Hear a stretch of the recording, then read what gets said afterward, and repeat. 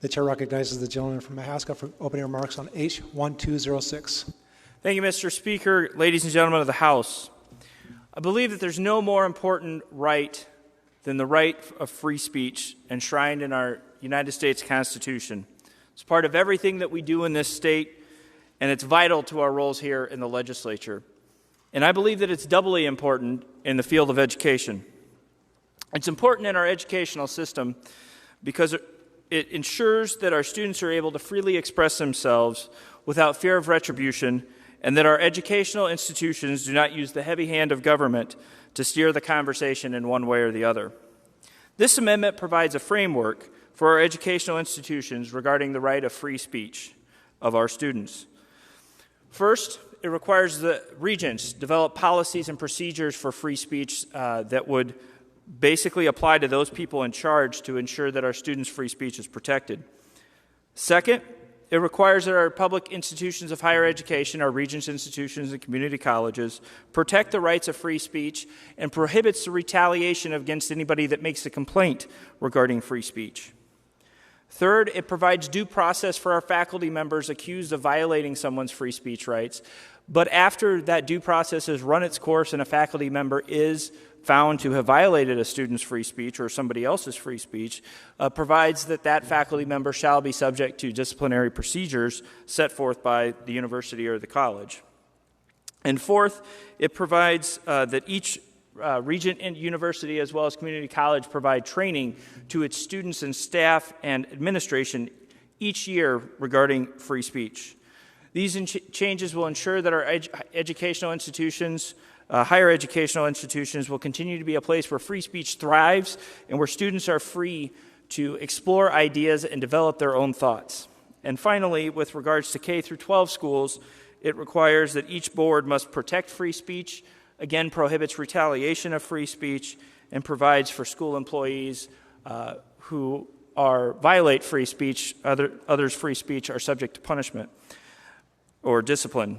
This amendment is an important step forward in free speech in the state of Iowa and is another way to ensure that our educational institutions, all the way from preschool and kindergarten to post-secondary education, continue to facilitate the free exchange of ideas. I'd be happy to take any questions. Is there discussion? The chair recognizes the lady from Johnson, Representative Bohannon. Thank you, Mr. Speaker. Ladies and gentlemen of the House, I want to say thank you to Representative Height for working on this bill. I think that this amendment makes the bill much better. It avoids unintended consequences of some of the language that was previously in the bill, and I really appreciate him working with me and others to address these concerns in this amendment. So I support the amendment. I urge the body to support it. Thank you. The chair recognizes the lady from Blackhawk, Representative Salmon. Thank you, Mr. Speaker. I had an amendment that was knocked out of order, but it doesn't matter because Representative Height has included the contents of the amendment for the most part in his amendment, so I appreciate that and I support it as well. Thank you. The chair recognizes the gentleman from Mahaska for closing comments on H1206. Thank you, Mr. Speaker. Thank you, Representative Bohannon, for the conversation. Again, education, nothing can be more important than free speech. And this amendment, when it's adopted on the bill and the bill is passed, will ensure that free speech continues to be a priority for Iowa, for our Iowa students. And Mr. Speaker, I would move Amendment H1206. The gentleman from Mahaska moves Amendment H1206. All those in favor say aye. Aye. All those opposed say no. The ayes appear to have it. The ayes do have it. The amendment is approved. With the passage of H1206, H1186 is out of order. We are now back on House File 744 as amended. Is there discussion? The chair recognizes the lady from Johnson, Representative Bohannon. Thank you, Mr. Speaker. Ladies and gentlemen of the House, thanks again to Representative Height for bringing this bill forward. Our Iowa universities are committed to the ideals of the First Amendment. For many decades, faculty groups like the Faculty Senate and AAUP have been strong advocates for free speech and academic freedom for all. At the University of Iowa, for example, the Faculty Senate unanimously passed a free speech statement on their own years ago. It says in part, "Freedom of expression is not only mandated by the United States Constitution and laws, but treasured as essential to the educational mission.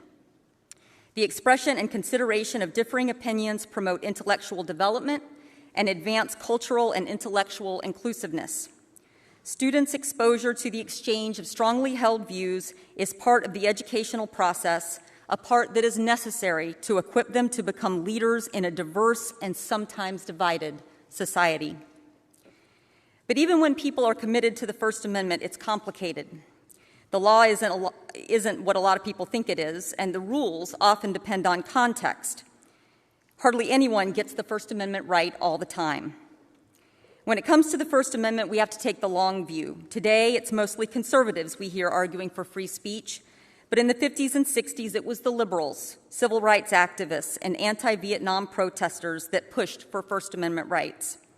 Civil rights and social justice movements have always needed strong free speech protection because these movements challenge the status quo and threaten existing power structures. The First Amendment is about the right to speak truth to power. No one needs that more than the powerless. Our democracy depends on the ability to hold our government accountable, no matter what party is in charge at any given time. That is why the First Amendment must protect conservative speech, liberal speech, and everything in between. It would be dangerous to give government the power to decide what speech is acceptable and what speech isn't. After all, those who would have trusted President Obama to decide which speech is protected probably would not have trusted President Trump, and those who would have trusted President Trump probably wouldn't trust President Biden. It is better not to go down that road at all. In educating young people about the First Amendment, I hope our universities can talk about history and show why it's important for everyone to have free speech rights. I hope we can teach that the best response to speech you disagree with is more speech. I hope we can encourage dialogue across political and social divides. Fostering that kind of dialogue and debate is what universities are for, and it is what faculties love to do. In this very polarized political environment, it is also what our state and country need the most.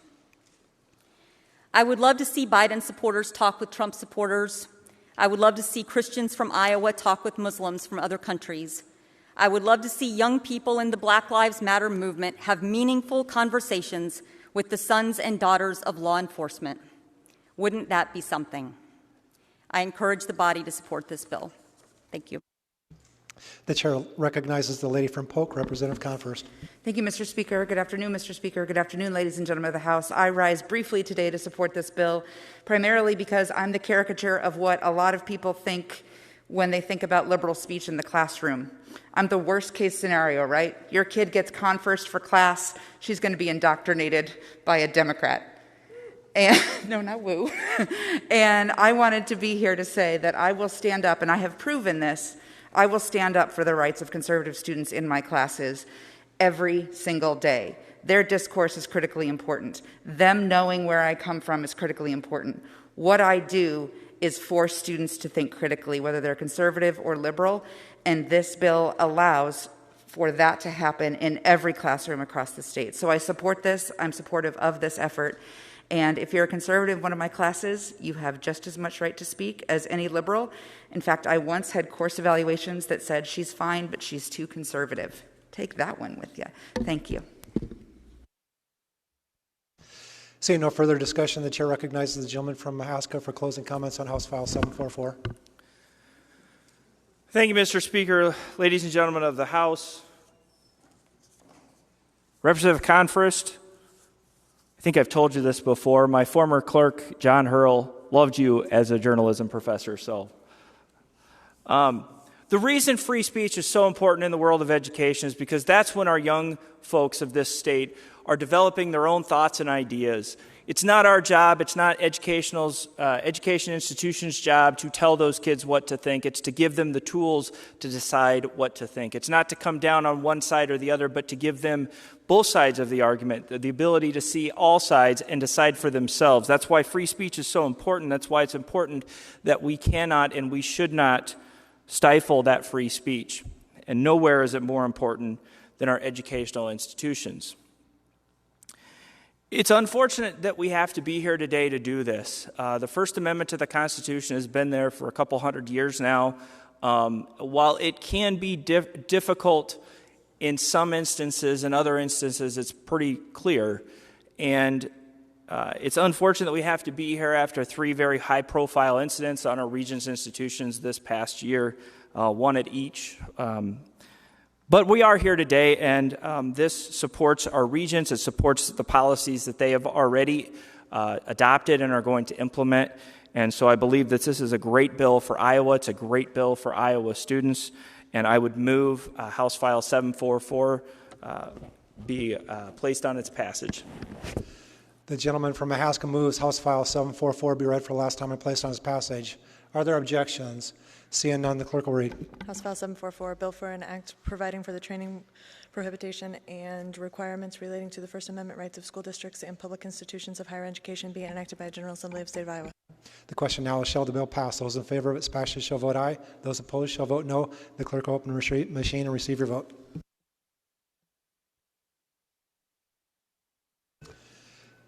Mitchell, aye. Jones, aye. Donahue, aye. Cisneros, aye. Bergen, aye. Ingalls, aye.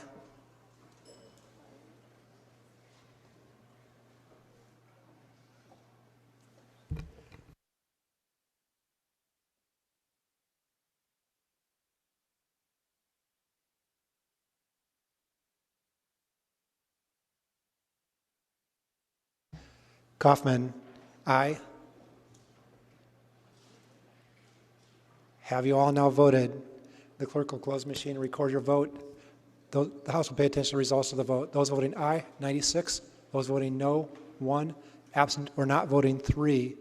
The House will pay attention to the results of... I already said that. The bill have received a constitutional majority as declared to have passed the House. Are there objections to the title? The chair hears none. The title is agreed to.